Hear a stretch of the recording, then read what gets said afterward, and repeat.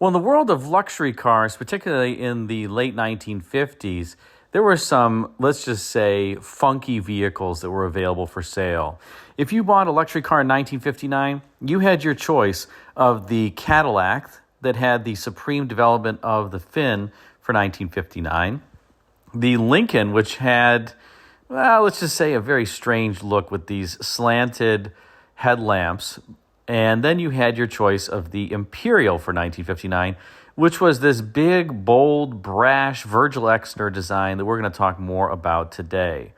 So if you wanted luxury in 1959, you certainly got something that stood out from the crowd, shall we say.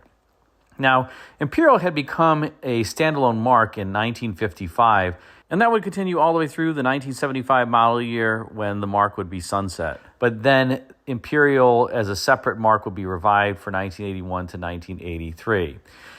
Now, by 1959, this would be kind of the second generation of the standalone Imperial. This was introduced in 1957. And in 1957, the Imperial was actually the first domestic car to be produced with curved side glass. Before that point in time, all of the side glass on the doors was just perfectly straight. And as a consequence, it had to roll down into the door. And it was relatively easy to roll down into the door because the body sides weren't all that curved either in the 1950s. But by the latter part of the 1950s, cars had a lot more style, a lot more tumble home, a lot more curvature to the body side.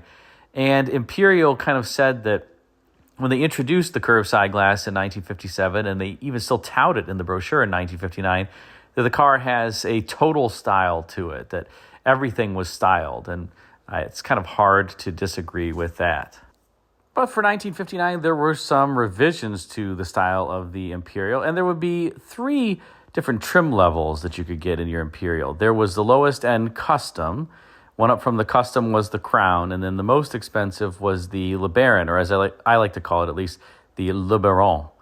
Now let's talk a little bit about the front end styling of this 1959 Imperial that you see here. Now, one of the things I have to say is that Imperial definitely had a distinctive look for 1959. Take a look at the amount of chrome on that front end. And this, of course, was the time frame in which chrome was still relatively popular on a number of vehicles, but interestingly, it was waning in its popularity. General Motors, in fact, had reintroduced a total melt and report of its 1959 model design after the 1957 forward-look Chryslers had come out, and those cars had relatively minimal chrome in general compared to their predecessors. GM cars for 1958, as an example, had a ton of chrome, particularly the Buicks and the Oldsmobiles. So it's a little interesting to me that you can see on the body sides here, there's a relatively small amount of chrome, but for whatever reason, designers led by Virgil Exner wanted a front end for the 1959 Imperial that was just replete with chrome. And it looks so heavy and overwrought to me relative to the overall design because, as I said, there's really not that much chrome elsewhere. It looks a bit out of place. But I suspect one of the things that designers were trying to do is notice the grille area has this very coarse texture with these big, thick, vertical bars. And those vertical bars are bisected by a relatively thick bar. And I have to say that this gave Imperial a distinctive look from the 1959 Cadillac as well as the Lincoln that both had much finer textured grills. And I wonder if part of the thought here was to give Imperial a more distinctive front end to differentiate it from those vehicles, in particular the Cadillac. Let's face it, Cadillac was really the seller for 1959. Lincoln hardly sold any vehicles in 1959 with its offering. And I have to say that the front end of the Imperial, at least the shapes, the fender shapes, as well as the hood shape, looks a little Cadillac-y.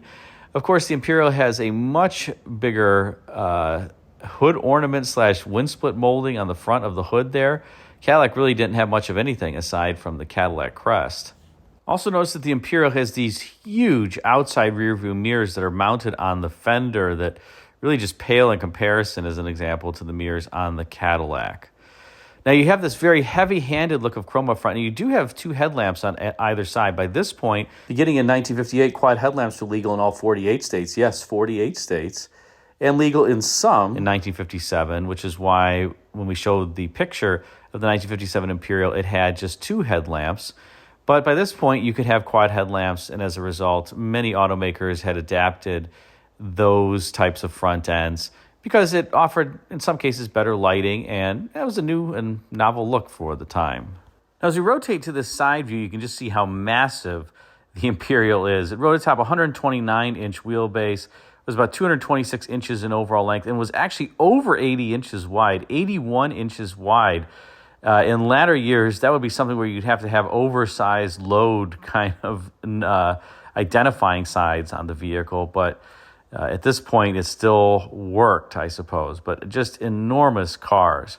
And another thing I will point out from an underbody perspective on these vehicles is that while the entire Chrysler lineup had gone in 1957 to unibody, that was except for Imperial, who kept with the full body-on-frame construction all the way through the 1966 model year. For 1967, that would be the first year that the Imperial was unibody.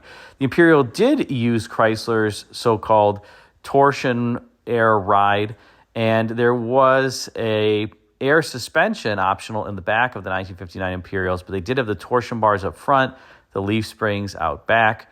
We'll talk a little bit more when we get to the underhood area. 1959 was also the introductory year for the wedge V8, the 413 cubic inch V8 that would replace the 392 cubic inch Hemi V8. Yes, the original Hemi that was underhood in the 1958 Imperial and the 1957 Imperial when it was introduced as the second generation Imperial in its inaugural model year. Now, in contrast to the front end that looks very heavy-handed, I think the side of these actually is quite elegant. You do have the wraparound front glass. Of course, you have the vent windows. Chrysler's clientele was always typically a bit older than the clientele for the other marques, so they tended to have higher roofs and vent windows longer than others. This beautiful wraparound backlight, and then you have this stainless molding that runs atop the car. On some of the more expensive Imperials, you would actually see that there would be a metal panel ahead of that, kind of like the Eldorado Bromes, and that would give the Imperial just a really nice look to the roof section. So you also, of course, have tail fins, which by this point were kind of starting to taper off in terms of their popularity. 1959, as I mentioned, would be the supreme development of the fin at Cadillac. 1960, they would be toned down significantly at Cadillac. And 1960 for Imperial, they certainly would not be toned down. But as you start getting into 1962 as an example, as well as 1963, the fins and their elevated nature really just start to taper off for Imperial, as well as other makes. Now, as we turn around to the rear of this particular Imperial, you have the so-called flight sweep deck lid. And that's complemented by these fins that are canted at a slight angle, different from Cadillacs that at the time were always perfectly vertical. The fins on Cadillacs were always perfectly vertical. Chrysler liked to have these fins that were kind of at a slight angle. And of course, you have this kind of jet or rocket engine style tail lamp. And, well, let's just say it's a unique look that Imperial had and Imperial alone, particularly with that flight sweep deck lid. Now, one of the things that I always thought was interesting about these cars was that, for whatever reason to me, the shape of the quarter panel and how it rises and just how the body is shaped always made it look like the rear was kind of, let's say, elevated relative to what it should be, almost like the ride height needed to be lowered or the rear had to be lowered. You can kind of see it from this angle in this particular photo. But I just thought that was an interesting quirk about these, is that the rear seems to be kind of taking off or elevated relative to what you would think that it would be. But still a handsome and distinctive rear end, if nothing else. Now, as funky as that exterior is, I have to say that the interior is equally, perhaps if not more funky. And this particular Imperial crown that you see has the optional swivel bucket seats that swivel out to greet you. You just kind of pull a lever and then they'll swivel out, and you'll see that in a subsequent photo. But take a look at the beautiful door panel, a lot of soft touch material. This car obviously has power windows. And then I love the bottom portion of the door panel and the cloth inserts in the seats. They have almost like this sparkly metallic flake in them that gives them this fantastic look. But inside, even more so than perhaps the door panel, the instrument panel is just a work of beauty and quirkiness, especially those air conditioning outlet vents that we'll take a look at in a moment. But I want to show you first the swivel seats, and you can see what I mean when I say they kind of swivel out. And this was something that Chrysler made popular during this time frame, and other automakers would do something similar. General Motors had similar swivel seats on cars like the Monte Carlo, but Chrysler, I would say, perhaps was one of the places, one of the automakers that made these most popular during this time frame. And here's the instrument panel in this Imperial, and take a look at that steering wheel. What a funky wheel with the horn ring, and certainly a lot of style to that steering wheel. I don't know if I like it, but it is distinctive. It's not something that you're going to miss. Now, off on the left, you have the buttons for the push-button torque flight transmission. Of course, that was Chrysler's lovely feature on a lot of its cars until the mid-1960s when they would go to the conventional gear shift, 1965, I believe. And then below the buttons for the torque flight transmission, that little lever there is actually the turn signal. The turn signal is not on the steering column. So you'd activate that little lever, you'd push it left or right to activate the turn signal. Then to the right of the instrument panel are the buttons for the HVAC. You can see the mirror is actually mounted on the instrument panel as opposed to the windshield or coming down from the header. And the speedometer here is the rolling drum speedometer. Imperial would go to this type of speedo in 1959 from, I'll say, the more conventional style gauges. And I love the rolling drum speedometer. I think it is quite cool and is effective. It's very easy to read the speed. And here's an even better look at the dash. Notice that mirror. You could get an optional automatic dimming mirror that would kind of flip back and forth between the normal setting and then the nighttime setting. That was an option on the Imperials, as was the air conditioning, which you can see. You get these cool pods that come out of the dash.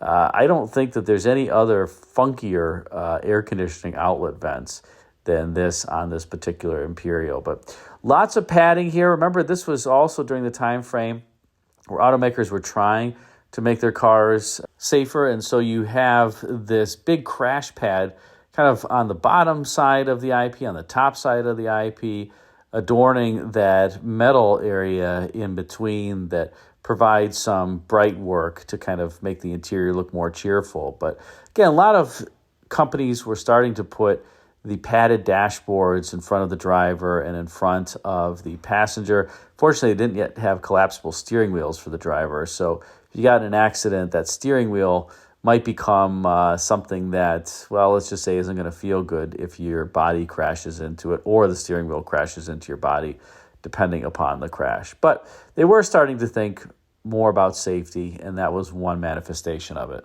Now, under hood in the Imperials for 1959, you had the inaugural year of the RB block wedge engine. This was 413 cubic inches, made 350 horsepower, and this was a successor to the 392 cubic inch Hemi V8 under hood that was employed in 1958 that made 345 horsepower.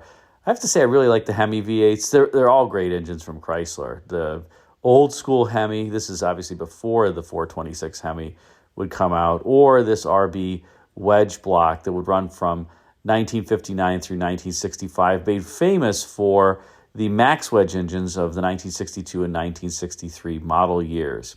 By the way, on the old school Hemi for 1958 was the only year that Imperial had its own distinctive valve covers. In 1957, as an example, just said Chrysler Firepower on the valve cover. So a little bit of old school Chrysler Hemi trivia for you. Now, in addition to the max wedge engines like the 426 wedge, not to be confused with the 426 Hemi, perhaps the most popular and well-known configuration of the RB block engine is the 440 or maybe the 383.